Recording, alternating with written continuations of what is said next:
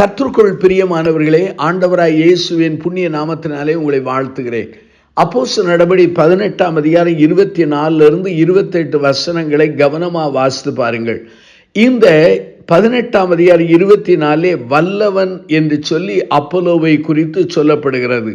வேதாமத்திலே 6 இடங்களிலே இவனை குறித்து வசனத்திலே வருகிறது. ஆனால் குறைவான செய்திகள் இவனை குறித்து வந்தாலும் முதல் நூற்றாண்டு திருச்சபையிலே ஒரு பெரிய மனிதனாக இவன் அழைக்கப்படுகிறான். அருமையானவர்களே, இவனை குறித்து 5 குறிப்புகளை சொல்கிறேன். முதலாவது, அந்த மனிதன் வரம்பெற்ற மனிதன், எ கிஃப்டட் மேன் என்று சொல்லலாம்.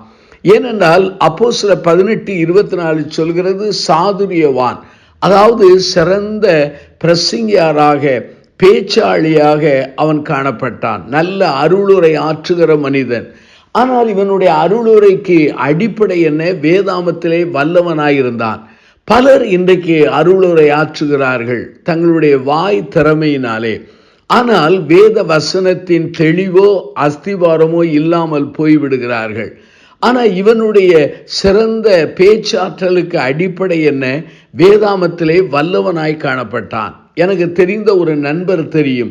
அவருக்கு வசனத்தை சொன்னால் வேதாமத்தின் அந்த எண்களை சொல்வார், வேதாமத்தினுடைய எண்களை சொன்னால் வசனத்தை சொல்வார். ஒரு நடமாடுகிற வேதாமம் போல அந்த மனிதர் காணப்பட்டார். அதே போலத்தான் இந்த அப்போலோ காணப்படுகிறார், எ கிஃப்டட் மேன். இரண்டாவதாக, அவர் ஒரு தேவ மனிதன், எ காட்லி மேன் என்று சொல்லலாம். பாருங்கள், 18ஆம் அதிகாரம் 25 கர்த்தருடைய மார்க்கத்திலே உபதேசிக்கப்பட்டு அவர் யோவான் கொடுத்த ஸ்நானத்தை மாத்திரம் அறிந்தவனாக இருந்தாலும் ஆவியிலே அனல் உள்ளவனாக கர்த்தருக்கு அடுத்தவைகளை திட்டமாய் போதகம் பண்ணி கொண்டிருந்தார்.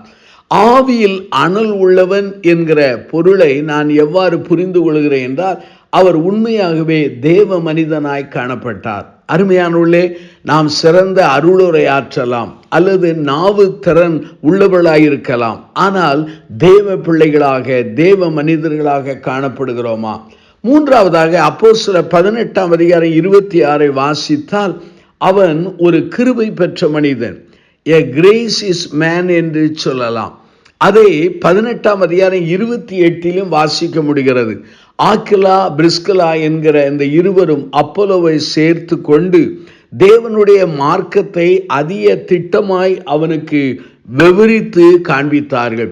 அநேகர் போதிப்பார்கள், ஆனால் பிறரிடத்தில் கற்றுக்கொள்வதை விரும்புவதில்லை அல்லது பிறருடைய செய்தியை கேட்கவும் விரும்புவதில்லை. இவனுடைய வாழ்க்கையிலே வேத வசனத்தில் வல்லவனாயிருந்தாலும் ஆக்கிலா பிரிஸ்கலா கூறின அந்த தேவனுடைய மார்க்கத்தின் திட்டத்தை அவன் கேட்டுக்கொள்ளுகிற அந்த கிருபை நிறைந்த மனிதனாய் மாறினான். நான்காவதாக, அவன் வழிநடத்தல் பெற்ற ஒரு மனிதன். இன்னொரு பொருளிலே சொல்ல வேண்டும் என்றால் எ கைடட் மேன் என்று சொல்லலாம்.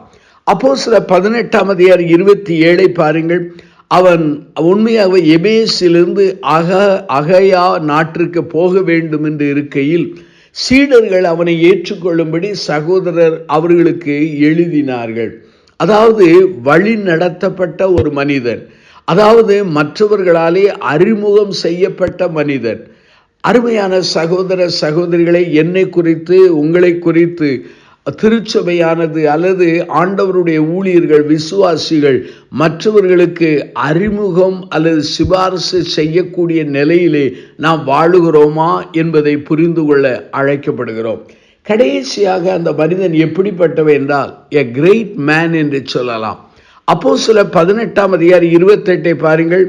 அவன் அங்கே வந்த பின்பு வெளியரங்கமாய் யூதர்களுடனே பலமாய் தர்க்கம் பண்ணி இயேசுவை கிறிஸ்து என்று வேத வாக்கியங்களை கொண்டு திஷ்டாந்தப்படுத்தினபடினால் கிருபையினாலே விசுவாசியானவர்களுக்கு மிகவும் உதவியாயிருந்தான். இங்கு யூதர்களுடனே தர்க்கம் பண்ணுகிறான். இயேசுவே மேசியா என்று சொல்லி வசனத்தினாலே திஷ்டாந்தம் பண்ணுகிறான். அது மாத்திரமல்லாமல் விசுவாசியானவர்களுக்கு உதவியாயிருந்தார். 1 கொரிந்தியர் 1ஆம் அதிகாரம் 12வது வாக்கியத்திலே அப்போஸ்தலனாகிய பவுல் தனக்கு இணையாக அப்போலோவை வைத்து பேசுகிறார். நான் விதைத்தேன், அப்போலோவோ தண்ணீர் பாய்ச்சினார் என்று சொல்கிறார். அந்த அளவிற்கு முதல் நூற்றாண்டு திருச்சபையிலே பவுலுக்கு இணையாக a great man, ஒரு பெரிய மனிதனாக தேவனாலே பயன்படுத்தப்பட்ட மனிதனாக காணப்படுகிறார். அருமையானவர்களே, இந்த அப்போலோவோடு என் வாழ்க்கையும் உங்கள் வாழ்க்கையும் ஒப்பிட்டு மறுமதிப்பீடு செய்வோம். நாம் வரம்பற்ற மனிதர்களா, அல்லது தேவ மனிதர்களா, அல்லது வழிநடத்தல் பெற்ற மனிதர்களா, அல்லது கிருபை பெற்ற மனிதர்களா, அல்லது ஆண்டவராலே பயன்படுத்தப்படுகிற ஒரு பெரிய கிருபை பெற்ற மனிதர்களா நாம் சிந்திக்க அழைக்கப்படுகிறோம். கண்களை மூடி பிரார்த்தனை செய்வோம். அன்பின் ஆண்டவரே, வல்லவனான அப்போலோவை போல என்னையும் எங்களையும் மாற்றும். இந்த செய்தியை கேட்டு மறுமதிப்பீடு செய்து தங்களை அர்ப்பணித்த மக்களை ஆசீர்வதியும். ஆண்டவராய் இயேசுவின் நாமத்தில் ஜெபிக்கிறோம் பிதாவே.